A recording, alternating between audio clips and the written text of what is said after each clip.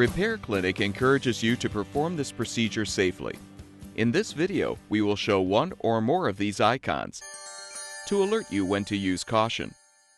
As with any repair, be sure you've unplugged the appliance before beginning.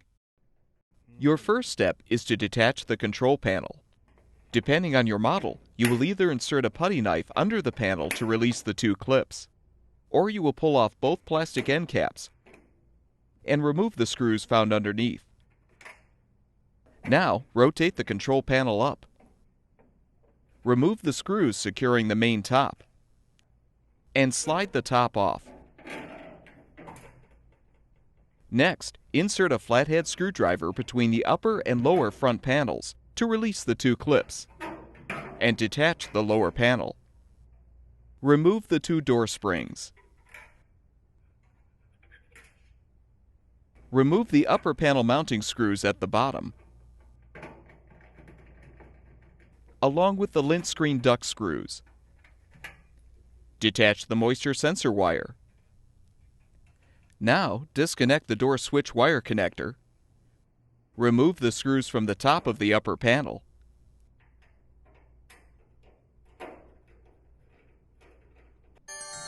And lift the upper panel off. If still intact, depress the pulley to release the belt tension and unthread the belt from the pulley and motor shaft. Now use the belt to lift out the drum. Use a flathead screwdriver to remove the tri-ring from the pulley arm shaft and pull off the old pulley wheel and washer. You're now ready to install the new pulley wheel. Slide the washer and the new pulley wheel onto the shaft and secure it with the tri-ring. Next, replace the drum by aligning its rim on the two rear rollers.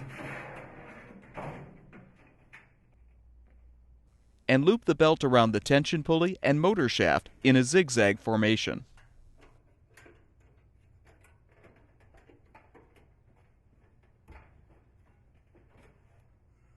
Rotate the drum to help align the belt. Replace the upper front panel by aligning the two rollers on the drum rim and positioning the top lip of the panel on the cabinet brackets. Replace all four panel screws, along with the lint screen duct screws. Reattach the moisture sensor wire and the door springs. Now, replace the lower front panel by snapping it into position. Reconnect the door switch wire connector at the top of the dryer. Slide the main top on and secure it with the screws. Rotate the control panel down and lock it into place. If applicable, replace the screws and end caps.